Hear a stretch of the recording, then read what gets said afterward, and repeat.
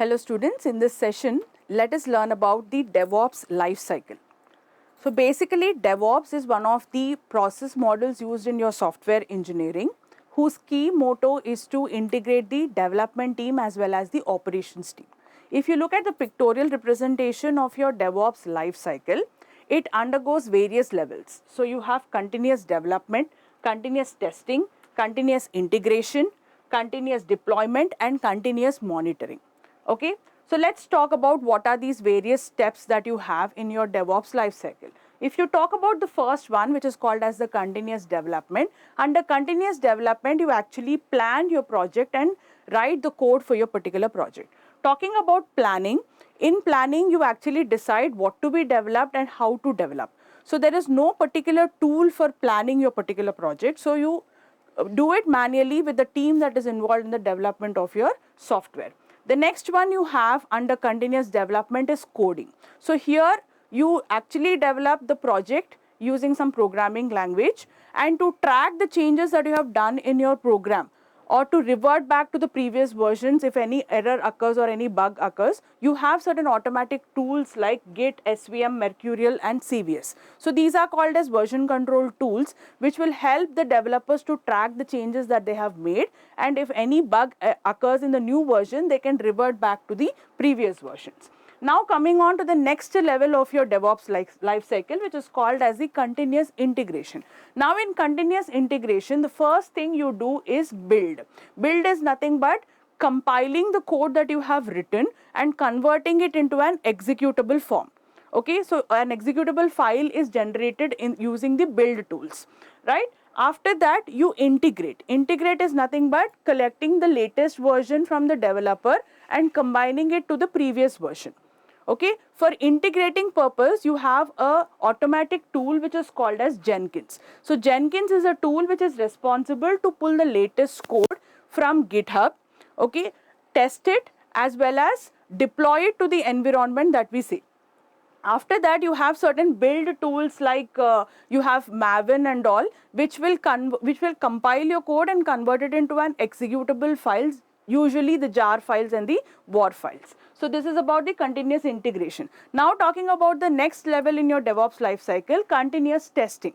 So whatever the integrated code is there, that is sent to the testing phase, okay, where using some automatic tools like Selenium, JUnit and all, we test the code that is being integrated. If it is successfully working in the development environment, then only we will try to deploy it into the production area.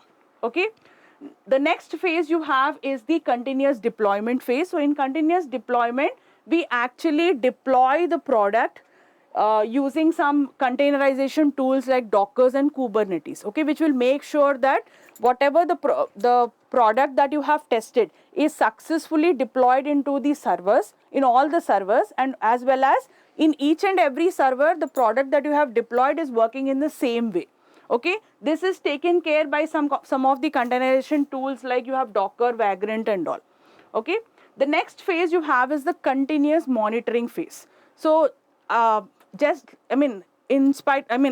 is only making sure that it is only deploying the product into the market. After that, it is not bothering about the software. Whereas DevOps, it also takes care about monitoring and operating of that particular software. So for continuous monitoring, you have some automatic tools in your DevOps, like you have Nagios, Relic, Splunk, ELK stack and all, which make sure that your software is working properly. It is continuously collecting the bugs from the customers, and it is giving that report to the developers also. So this is all about your continuous monitoring. So all these levels in your DevOps lifecycle will run in an infinite loop, as you can see here, unless and until we get a quality product.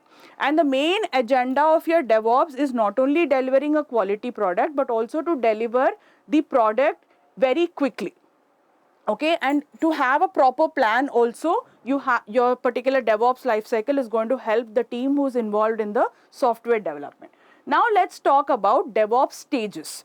Basically in DevOps, whatever product we are developing will undergo 4 stages. Talking about the first stage, it is called as a version control stage. So in this version control stage, this is the stage in which you actually develop your particular product Not only developing it, you also track the changes using some version control tools like Git. Once the version control stage is completed, we will move to the next stage, which is called as the continuous integration stage. Here is where we use tools like Jenkins, which will pull the latest code from the GitHub. So in version control, after your code is finalized, you push that code into GitHub. From GitHub, your Jenkins is going to pull the latest code.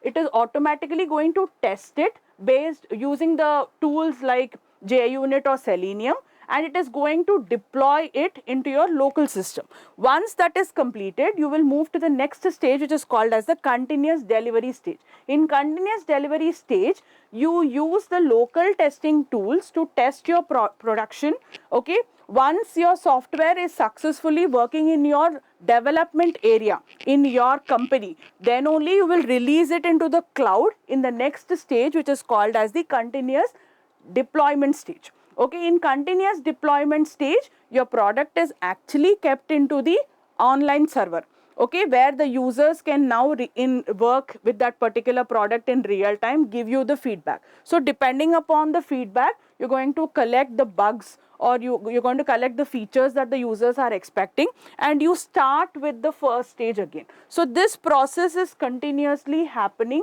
until your quality of the product is improved. So this is about the DevOps stages, which is version control, continuous integration, continuous delivery, and continuous deployment. Now let's move on to the next one, which is called as the different phases of your DevOps. Okay, basically these are the various phases that you have in your DevOps: plan, code, build, test, integrate, deploy, operate, and monitor. So as we have seen in the previous slides, planning is deciding what type of application I have to develop and how I have to move forward with it. Coding is actually writing the code to develop that particular product, okay, depending upon what users need. The next one you have is building. Building is where you're getting all the code together, you're compiling it, making sure you're not having any errors, and converting that code into an executable format. The next one you have is test.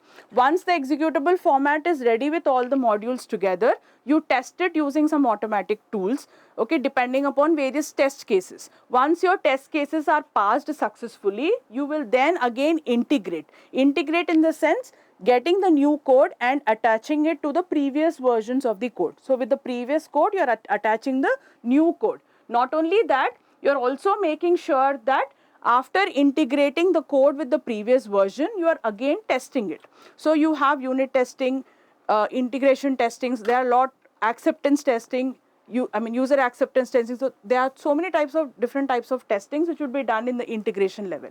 The next you have is the deployment, where you're actually putting your whole ready tested code into the online server where the customers will start using it.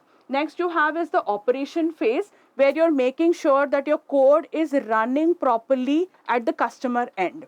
And finally you have the monitor phase, where you're continuously keeping track of your particular software by collecting the feedbacks, okay. If any bug occurs at the customer end, he's going to click on the error button. So your report will be generated, and the report is made sure that it is reaching the developers end, and the developers are rectifying it. So these are the various different phases that you have in your DevOps. Okay, so this is basically the whole life cycle of your DevOps that you have, where the developer will develop the code. Okay, it is maintained by the version control, or you're keeping track of changes here. It is sent for continuous integration. Then after testing is done, it is sent to the testing server.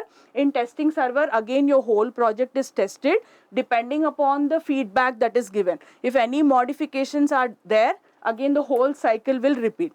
Once the test report in your continuous testing field at the testing server is finalized, then only you're going to deploy your product into the production server, where your particular software is going online.